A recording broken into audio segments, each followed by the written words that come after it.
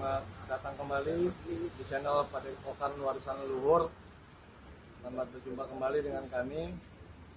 Pada malam ini kita berada di makam keramat yang ada di wilayah Jakarta Barat untuk mengungkap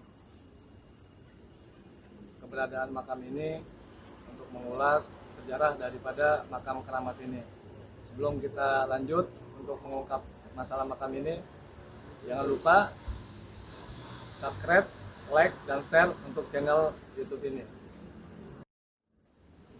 Dan bersama saya di sini ada Ustadz Arifin yang akan menerangkan kisah daripada makam keramat yang ada di wilayah ini.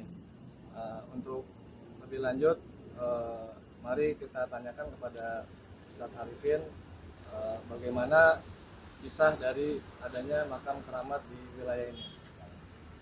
Baik, assalamualaikum warahmatullahi wabarakatuh. Teman-teman setia channel Padepokan Warisan Leluhur dimanapun Anda berada, mudah-mudahan selalu dalam lindungan Allah, dapatkan diberikan rezeki yang berlimpah luas. Baik, sebelum kita untuk mengungkap lebih dalam, sedikit saya ingin ceritakan tentang beliau. Jadi sejarah makam ini agak sedikit simpang siur. Ada yang sebagian warga membicarakan bahwasannya ini makam daripada Mataram Bojonegoro atau ibu negara. Sebagian warga juga mengatakan bahwasannya ini tapak tilas daripada makam Mataram Bojonegoro atau ibu negara. Makanya untuk lebih dalam kita mengungkap yang mana yang benar atau mana yang betul, kita akan mengungkap melalui mediumisasi. Jangan kemana-mana, terus ikuti channel kita Padepokan Warisan Leluhur. Yuk, terima kasih. Assalamualaikum warahmatullahi wabarakatuh.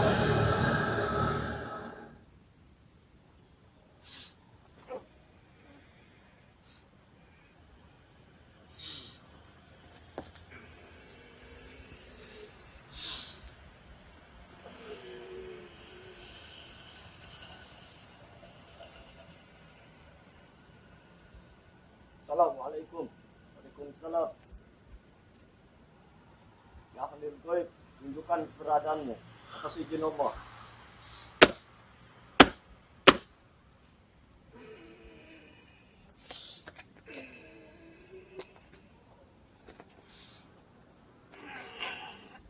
Allah.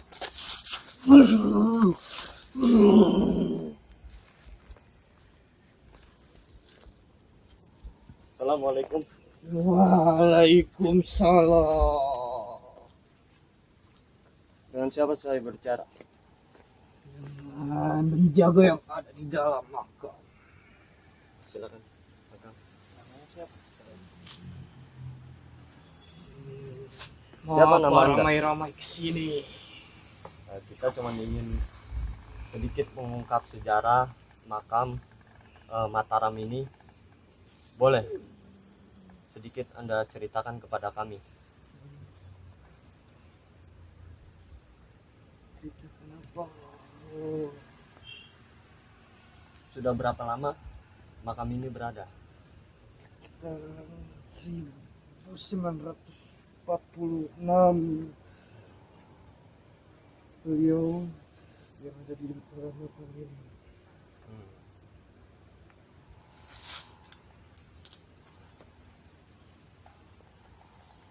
Kamu salah satu pengikutnya? Saya salah satu pengikut dan penjaga makam Mataram.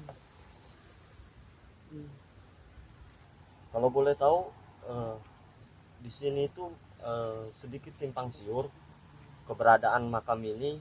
Ada yang bicara warga sekitar bilang ini tapak tilas, dan sebagian warga itu mengatakan ini makam. Yang benar yang mana itu? Benar, ini adalah makam. Makam, benar.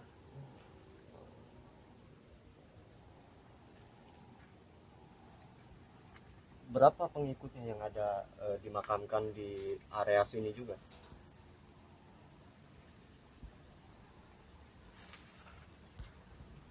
Banyak.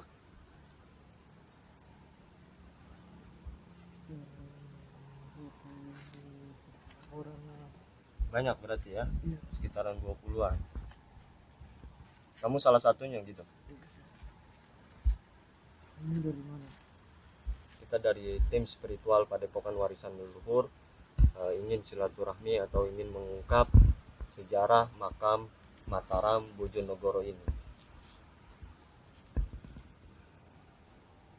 Ustaz Arifin, kalau boleh tahu sosok gaib ini sejenis binatang atau seperti apa nih Ustaz Arifin?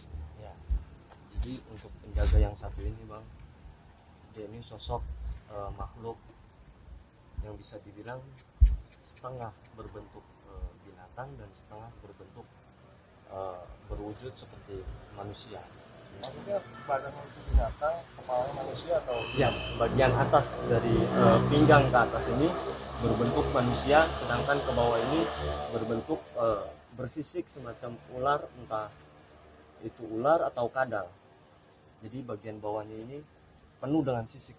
Oh, penuh dengan sisik. Iya. Boleh dibilang ini seperti siluman ular gitu. Iya, betul. Nah, untuk gaib ini itu memang penjaga dari makam Mataram ini atau Sebagian dari penjaga makam Mataram berarti sifatnya ini golongan jenis muslim? Muslim.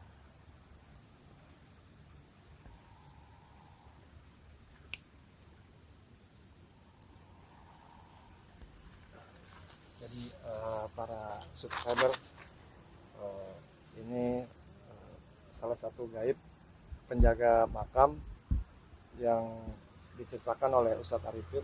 Gaib ini berbentuk seperti setengah manusia, setengah ular.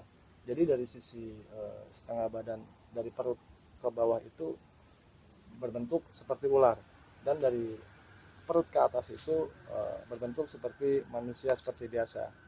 Dan menurut informasi dari gaib ini bahwa makam Mataram ini sudah dari tahun 1960-an. Mungkin bisa dikorek lagi Ustadz Arifin sejauh mana tentang makam ini. Baik. Anda ini bersisik ini berbentuk naga atau ular? Naga. Oh, bersisiknya ini jadi berbentuk semacam model naga gitu, Iya. bukan ular ya. Oke. Anda sudah lama mengikuti beliau? Sebelum sesudah beliau datang ke sini, sebelum beliau datang pengikutnya sudah banyak. Saya ingin mengikuti beliau dengan ajaran-ajaran beliau yang telah dibawa dari Mataram ke sini. Beliau ini salah satu pendakwah atau penyebar Islam, betul? Salah satu penyebar Islam. Jadi Anda tertarik untuk mengikuti beliau itu? Iya. Karena ajaran yang dibawa beliau itu sangat mulia. Saya tertarik untuk mempelajari lebih dalam agar lebih kenal dengan siapa Tuhan saya. Boleh ditanyakan Ustaz Arifin, sosok daripada Sohibul Makam ini seperti apa gitu sosoknya? Anda sudah tahu jelas sosok perwujudan Sohibul Makam? Tidak bisa tahu kalau begitu sudah Tidak bisa untuk dijelaskan, sangat rahasia ya. Memang benar bang apa yang penjaganya ini sampaikan. Beliau ini sosok wali Allah yang sangat tawadu, artinya mengumpat, tidak ingin dilihat banyak orang tahu. Boleh dibilang ini sosok seorang wali yang wali mastur seperti itu ya. Betul. Sosok beliau ini sangat tawadu. Jadi beliau menyebarkan Islam ini secara dulunya itu diam-diam, mengumpat. Jadi dia tidak ingin terlihat sosok kewaliannya gitu. Seperti itu. Dan kalau menurut cerita sejarah dari orang-orang tua di warga sekitar sini itu apa gitu keberkahan yang didapat dari warga sekitar sini dari adanya makam keramat ini? Kamu bisa menjelaskan sosok keberkahan orang yang setelah berziarah datang ke sini, atau penduduk yang berada sekitar daerah sini, apa keberkahan yang mereka dapat dari Sohibul Makam? Berberkah Hmm. yang tergantung dari niat dan usaha mereka untuk mendapat keberkahan, karena Sohibul telah mendoakan agar semuanya baik, rezekinya lancar, diampuni dosa-dosanya oleh Allah Subhanahu wa taala. Tergantung dari mereka setelah berziarah atau keberkahan yang lainnya, karena itu tergantung perbuatan dan amal mereka. Ada hal yang menarik yang ingin saya tanyakan. Dari banyaknya penjara yang datang ke sini itu, banyak yang berniat belok itu banyak atau tidak? Artinya dia niat belok itu memintanya kepada makam tapi bukan kepada Allah. Banyak. Itu atas ulah dikecoh goib-goib sekitar sini yang negatif, atau memang niatnya tersendiri memang Ada sudah yang dibawa dikecoh dari oleh goib-goib sekitaran sini. banyak yang terkecoh ya oleh Dan ada juga goib-goib yang yang negatif di area sini. Niat untuk meminta kekayaan dari makam, karena itu perbuatan salah. Mintalah kepada Allah, bukan kepada makam. Nah, lalu kalau misalkan ada seorang penjara yang niatnya itu untuk boleh dibilang bahasanya pesugihan lah ya, untuk meminta kekayaan. Lalu apa feedback balik dari Sohibul Makam ini? Apakah memang si penjara ini langsung ditegur di tempat, dalam pengertian itu apakah akan celaka gitu? Saya akan lempar. Jadi bala itu ada sedikit yang diberi pelajaran dari penjaga-penjaga Sohibul Makam, betul. Banyak juga yang tidak senang jalan karena meminta kekayaan kepada makam. Oleh pula yang ada bisa menutup pohon itu, karena di situ banyak jin-jin yang tidak tahu agama yang bisa melimpahkan kekayaan. Apa salah satu contohnya penjara yang datang ke sini niatnya belok itu? Satu pelajaran yang kalian berikan itu apa? Entah dia kesurupan atau dia celaka. Saya akan tidak betah yang enggak. Itu atas penjaga yang mengusili atau memang di luar penjaga makam? Yang ada di dalam makam pun tidak senang,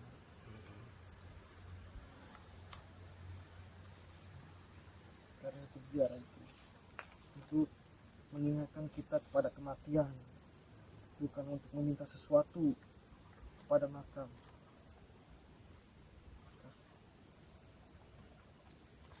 Jadi para subscriber, menurut info dari Sohibul Goib ini, banyak para penjara yang datang ke makam ini dengan niat yang berbeda. Jadi ada beberapa para penjara ini meminta kepada makam, bukan meminta kepada Allah. Jadi meminta kepada makam untuk niat mengambil kekayaan untuk dirinya pribadi. Padahal pada dasarnya itu, menurut keterangan gaib ini, kalau misalkan dengan niatan ziarah yang benar kepada Sohibul Makam, insya Allah akan mendapat keberkahan daripada Sohibul Makam ini. Ustaz Arifin, bisa ditanyakan, biasa kan kalau misalkan ada makam-makam keramat seperti ini, biasanya para pemikiran warga itu ada namanya keramat dari Sohibul Makam ini. Bisa dibilang contoh seperti benda-benda pusaka gitu. Sohibul Makam ini sempat tidak meninggalkan benda-benda pusaka? Ada. Ada. Berbentuk apa benda pusakanya itu? Keris, Keris? Terus? batu, Batu? Apa lagi? semacam kujang, Kujang juga ada. atau golok, Golok? banyak peninggalan dia. Oh, banyak. Itu yang di dunia gaib atau memang di dunia nyata? Di dunia nyata ada, dan yang di gaib pun juga ada. Kalau untuk yang di dunia nyatanya beliau titipkan di mana? Kan kepada pengikut beliau, Oh, pada pengikut-pengikut beliau gitu. mungkin kepada keturunan-keturunannya beliau. Jadi ada beberapa Pusaka pusaka beliau yang banyak. tinggalkan bang, daripada yang nyata maupun yang gaib. Jadi yang nyatanya itu beliau bisa tinggalkan kepada prajurit-prajuritnya, pengikut-pengikutnya gitu, dan juga bisa diberikan kepada pengurus atau pendiri daripada makam ini. Bisa jadi mungkin pada kuncen yang menjaga makam ini. Pernah nggak ada salah satu penjara itu untuk mengambil daripada benda pusaka itu? Pernah terjadi di sini? Gimana? Pernah? Ada yang coba penjara yang datang ke sini ingin mengambil benda pusaka peninggalan beliau. Ada? Izin beliau akan diberikan. Jadi jika beliau mengizinkan, Yang diberikan. diizinkan itu semacam batu, pusaka yang lain tidak. Takut disalahgunakan oleh seseorang. Jadi ada beberapa orang yang coba mengambil peninggalan pusaka beliau bang. Nah, ada juga sebagian yang diberi izin untuk mengambil benda pusaka itu Secara cuma-cuma. iya betul. Tapi itu benda pusaka yang artinya memang dasar banget, seperti keris kecil ataupun semacam batu. Iya. Seperti itu. Pusaka itu bisa coba mendeteksi barang-barang gaibnya itu, barang-barang pusakanya itu. Boleh. Sebelum saya mendeteksi benda pusaka, gimana kalau saya minta izin untuk salah satu mendeteksi, jika kita menarik, boleh tidak kita ingin menarik benda gaib pusaka itu?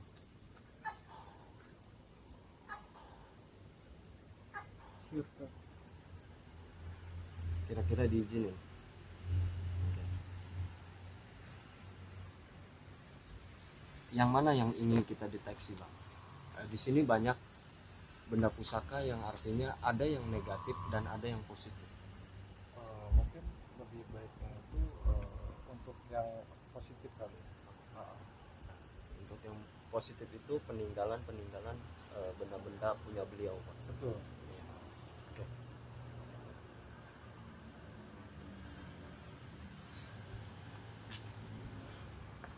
Jadi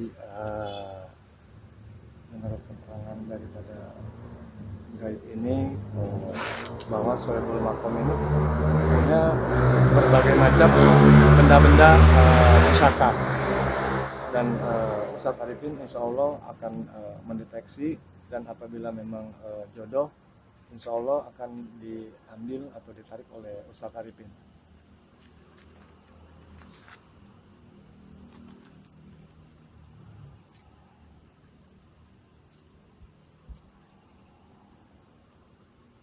Ada benda pusaka keris bang, tapi saya belum terlalu jelas itu kerisnya bermerek apa atau bernama apa, namun bentuknya itu keris cuman di samping makam beliau.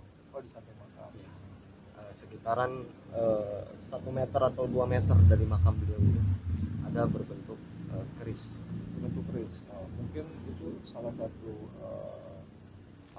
alat senjata untuk untuk Sohibul Makam. Betul, salah satu alat sebagian yang sering beliau bawa atau gunakan.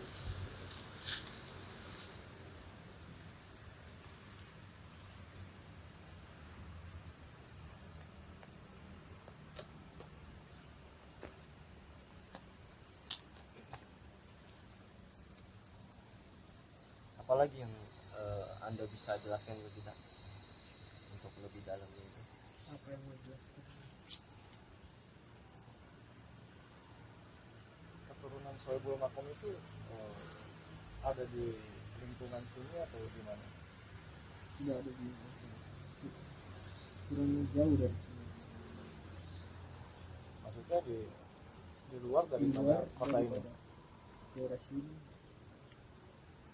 seberang pulau sana. Seberang Pulau pulau. Jawa, Oh, Pulau Jawa. bekas di daerah bekas kerajaan berdiri.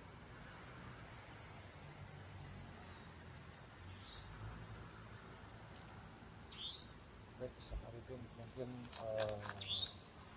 saya rasa sedikit tidaknya cukup jelas keterangan dari gaib ini yang menjelaskan mengenai Sohibul Makam ini. Untuk itu mungkin saya rasa cukup malam ini ya untuk mengungkap daripada Sohibul Makam Bojonegoro ini. Ya, saya terima kasih sudah dijelaskan sedikit sejarah Sohibul Makam. Jika mungkin ini mengambil pusaka tinggalan, jaga baik-baik pusaka itu. Ya, insya Allah. Jika dari tim kita ada yang tertarik, insya Allah saya akan menarik benda goib itu. Tapi jika tidak ada yang tertarik dengan benda pusakanya, kemungkinan kita tidak akan menarik. Tapi insya Allah jika kita ingin menarik, kita akan rawat atau menjaga dan tidak akan salah menggunakannya. Jika salah saya akan kembali benda pusaka. Ya, udah, saya terima kasih. Kemungkinan cukup ya. Assalamualaikum. Allah.